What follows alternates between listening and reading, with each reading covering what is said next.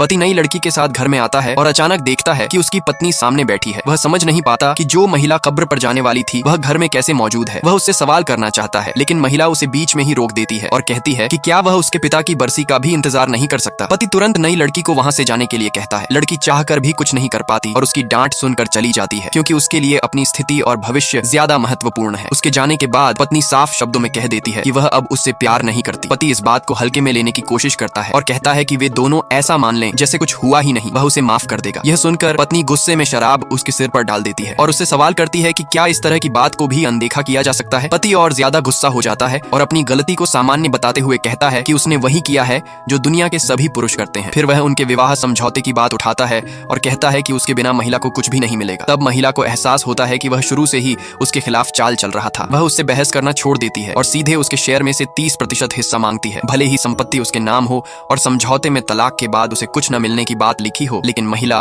उसके सारे राज जानती है। मजबूरी में पति समझौते पर हस्ताक्षर कर देता है। हालांकि महिला को शेयर मिल जाते हैं, लेकिन कोई भी उन्हें लेने की हिम्मत नहीं करता, क्योंकि पति ने धमकी दे रखी होती है। इसके बाद महिला अपने लिए एक नया रास्ता खोजती है और एक ऐसे आदमी से मदद लेने का फैसला करती है जो अब एक बड़ी कंपनी का अध्यक्ष है। जब वह उससे मिलती है तो वह आदमी गिरने ही वाला होता है, लेकिन उसकी मौजूदगी उसे संभाल लेती है। उसे देखकर आदमी को पुराने दिनों की बातें याद आती हैं और यह साफ होता है कि वह पहले से ही उससे प्यार करता था, लेकिन किस्मत ने उन्हें अलग कर दिया था। उस आदमी को एक अजीब बीमारी होती है जिसके कारण वह अपने पास आने वाले हर व्यक्ति से नफरत करता है, लेकिन महिला के साथ उसे कोई परेशानी महसूस नहीं होती। वह समझ जाता है कि वही उसकी बीमारी का इलाज है, इसलिए वह तुरंत उसके शेयर खरीदने के लिए तैयार हो जाता है। जब उसे पता चलता है कि महिला तलाकशुदा है तो वह एक शर्त रखता है कि वह उसकी कॉन्ट्रैक्ट पत्नी बनेगी। महिला पहले हैरान होती है, लेकिन अपने पिछले अनुभव को याद करते